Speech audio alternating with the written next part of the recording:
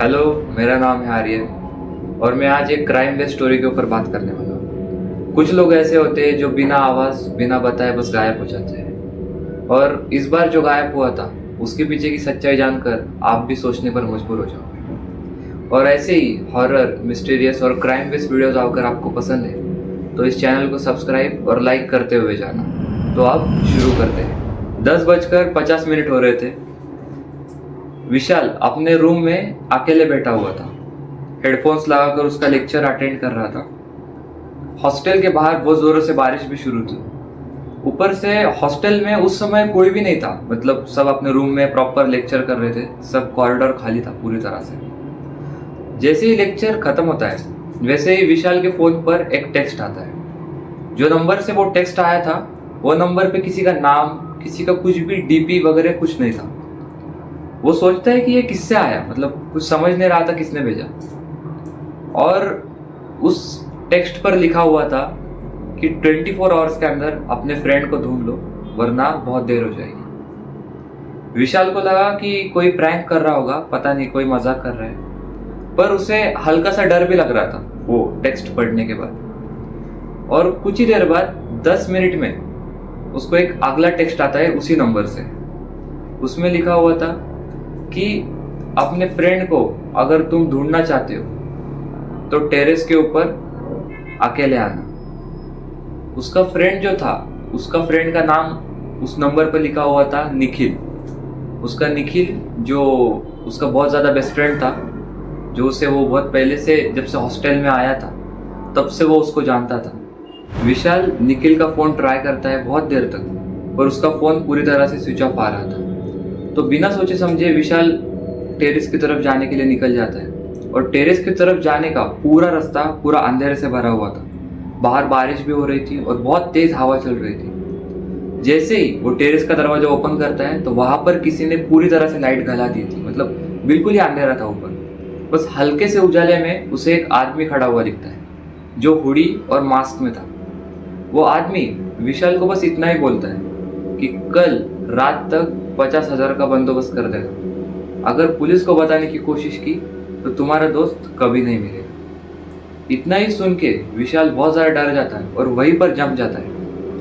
और इतना बोलने के बाद वो आदमी रेलिंग से कूद कर कंपाउंड में जंप करता है और वहां से पूरी तरह से गायब हो जाता है। विशाल ने सोचा कि अगर ये आदमी अंदर आया और कंपाउंड में जंप करके गया तो उस एरिया के सीसीटीवी में ज़रूर दिखा होगा, या तो फिर हॉस्टल के मेन सीसीटीवी में ज़रूर आया होगा। तो विशाल को तो रात भर नींद आती नहीं है। बट जैसे ही सुबह हुई विशाल सीसीटीवी केबिन के आगे भागने लगा। वहाँ पर जाके उसने देखा कि बाकी सब रिकॉर्डिंग तो है, पर मेन रिकॉर्डिंग जब वो चोर आया, या चोर हो कोई भी हो, किडनैपर, वो आया और गया, उस टाइम की रिकॉर्डिंग किसी ने वहाँ से पूरी तरह से डिलीट कर दी थी। ये देखकर विशाल सोच में पड़ जाता है कि ऐसा कौन है जो ये रिकॉर्डिंग डिलीट कर रहा है। विशाल हॉस्टल के आसपास ही घूम रहा था ये सोचकर कि शायद वो फिर से आ जाए, पर अनयूजुअली वहाँ पर पूरी तरह से साइलेंट था, कोई नहीं था। अचानक से उसके फ़ोन पर उसी नंबर से, जिस नंबर से पहले मैसेज आया था, उसी नंबर से फिर से एक वॉइस नोट आता है। उस वॉइस नोट में इस बार निखिल की आवाज़ थी। निखिल ने बोला कि हेल्प मी विशाल, यहाँ पर ये लोग मुझे, बस इतना ही।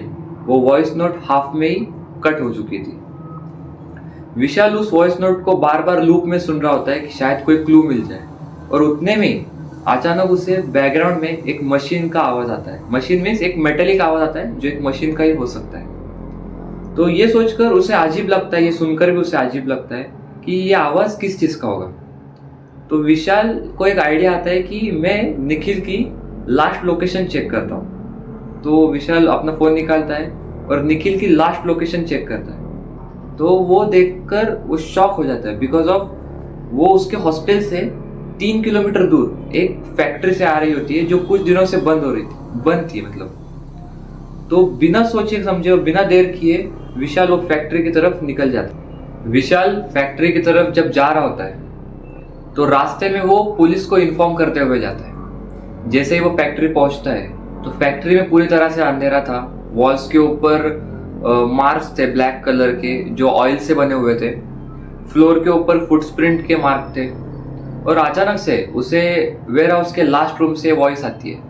वो फटक से वो वॉइस की तरफ जाता है और जैसे ही वो रूम का दरवाजा खोलता है तो चेयर के ऊपर उसे एक फोन दिखता है जिसके स्क्रीन पर था 36 मिनट्स लेफ्ट। और अचानक से वो फोन स्पीकर पर चला जाता है और उसमें से एक वॉइस आती है जिसमें वो बोलता है कि तुम्हारे पास बहुत कम टाइम है और पुलिस को इन्फॉर्म नहीं करना चाहिए था, अब तुम्हारा एक और फ्रेंड गायब हो जाएगा, मीन्स किडनैप हो जाएगा। ये सुनकर विशाल बहुत ज्यादा डर जाता है। ये सोचता है कि अब अगला कौन है जो आग भी किडनैप होने वाला है। और इतना ही सोचते विशाल फैक्ट्री के थोड़ा सा बाहर आ जाता है और बाहर आने के बाद वहां पर एक वॉल पर लिखा हुआ होता है कि वहां पर जाओ जहां पर ये सब कुछ शुरू हुआ था, मीन्स वो टेरेस। बस इतना पढ़ते ही विशाल बिना देर किए फिर से हॉस्टल के टेरेस की तरफ भागता है। विशाल जैसे ही टेरेस पर पहुंचता है वैसे उसे हुडी वाला आदमी वो फिर से दिखता है जो टेरेस के बीचों बीच रुका हुआ था। और इस बार वो बहुत ज्यादा शांत था, कुछ बोल ही नहीं रहा था। पर अचानक से विशाल बहुत ज्यादा गुस्सा हो जाता है और उसे पूछता है, कहाँ है मेरा फ्रेंड?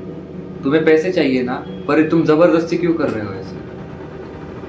तो वो हुडी वाला आदमी अचानक से उसका मास्क और हुडी निकालने लगता है। और जैसे ही उसने मास्क और हुडी निकाली वैसे ही विशाल बहुत ज़्यादा शॉक में आ जाता है, क्योंकि वो हुडी वाला आदमी निखिल ही था, जो उसका फ्रेंड जो गायब हो चुका था। ये देखकर विशाल के मन में बहुत ज़्यादा सवाल आने लगते हैं कि निखिल तो गायब हो चुका था, उसका वॉइस नोट भी मिला था, उसका फ़ोन भी फैक्ट्री साइट पर मिला था, प्लस उसका फ़ोन भी स्विच ऑफ आ रहा था। उसने उसे बोला कि तुम तो किडनैप हो चुके थे, पर तुमने ऐसा क्यों किया? तो वो हंसने लगता है। निखिल मीन्स जो है, जो हुडी के अंदर जो निखिल था, वो हंसने लगता है और वो बोलता है कि मैं कब किडनैप हुआ? तुम लोग ही थे जो अज्यूम कर रहे थे कि मैं किडनैप हो चुका हूँ। और थोड़ी ही देर बाद वो अपनी स्टोरी को सुनाना शुरू करता है कि उसने ऐसा क्यों किया और क्या ज़रूरत थी जो उसे ऐसा करना पड़ा। अभी निखिल अपनी स्टोरी सुनाना शुरू करता है। उसने बोला कि कोई मुझ पर ध्यान नहीं देता था हॉस्टल में, मेरे टीचर्स, फ्रेंड्स, कोई भी, सब मुझे इग्नोर करते थे। तो उसने सोचा कि शायद वो ऐसा सीन क्रिएट कर दे कि वो गायब हो चुका है, तो क्या सब केयर करेंगे, तो क्या सब ध्यान देंगे मुझ पर? ये सुनकर विशाल बहुत ज़्यादा शॉक में था। बट कहानी यहीं पर ख़त्म नहीं होती।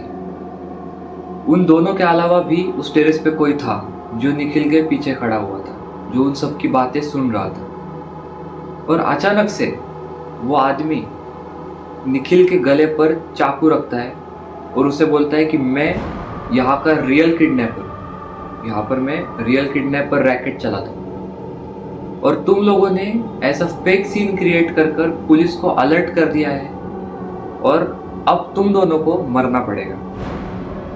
ये सब बच्चों का खेल तुमने यहाँ पर क्रिएट किया, इससे हमको इफेक्ट पड़ रहा है, अब तुम दोनों को मुझे मारना पड़ेगा। और जैसे ही वो चाकू उठाता है मारने के लिए, उतने में पुलिस का सायरन सुनाई देता है अचानक से। और उतने में विशाल भी अपना फ़ोन निकालता है और अपना जो हॉस्टल का ग्रुप होता है उसके ऊपर एक मैसेज सेंड करता है और लाइव लोकेशन सेंड करता है जिसमें लिखा हुआ था टेरेस हेल्प, जिससे हॉस्टल के सारे बच्चे भी ऊपर आने लगते हैं कि क्या बात है, आखिर टेरेस पर क्या हुआ है। तो ये सब देखकर जो रियल किडनैपर होता है वो बहुत ज़्यादा डर जाता है और जो शॉर्टकट रास्ता होता है जो ग्रिलिंग के उस तरफ से होता है कंपाउंड की तरफ, उससे उतर कर वो भागने लगता है और उतने में ही उसे पुलिस कॉट कर लेते हैं, मीन्स उसे पुलिस पकड़ लेते हैं। और ये सब सीन के बाद पुलिस उनको अवेयर करते हैं कि ऐसे सब चीज़ों से दूर रहना, ऐसे सब चीज़ें कुछ हुई तो इन्फॉर्म करना।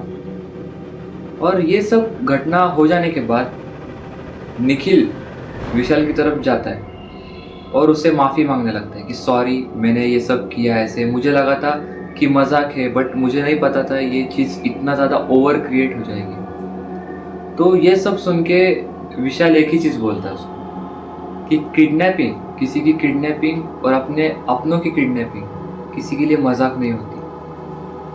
तो हमें ये चीज़ से ये सीख मिलती है कि बहुत सारे प्रॉब्लम्स जो है वो किसी स्ट्रेंजर से क्रिएट होना ये ज़रूरी नहीं है, कोई अपना भी वो चीज़ों को कर सकता है।